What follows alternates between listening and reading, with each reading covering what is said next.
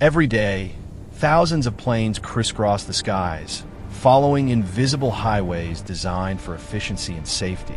But there's one place on Earth they deliberately avoid, not because it's restricted airspace or a political conflict zone, but because flying through it introduces a level of risk that pilots and airlines simply refuse to take. And that place is the Bermuda Triangle, a region in the western part of the North Atlantic Ocean where compasses behave strangely, weather systems shift unpredictably, and stories of vanished ships and aircraft have fueled decades of speculation.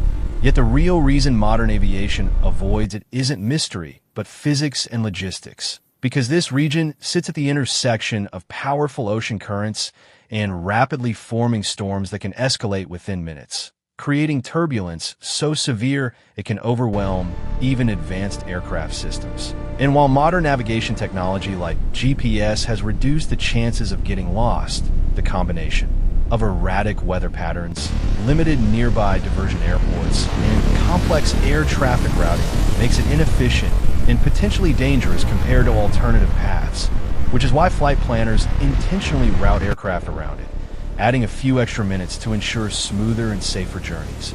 And this decision isn't based on myths of disappearing planes, but on decades of accumulated flight data, meteorological analysis, and risk management protocols that prioritize predictability over shortcuts. Because in aviation, even a small increase in uncertainty can cascade into major operational challenges. And avoiding this region allows airlines to maintain tighter schedules, reduce fuel variability, and minimize exposure to unexpected hazards, ultimately proving that the skies aren't just mapped by distance, but by risk, and the routes we never see are often the ones keeping every flight safe. Beyond turbulence, this region is also known for sudden storm formations. These storms can develop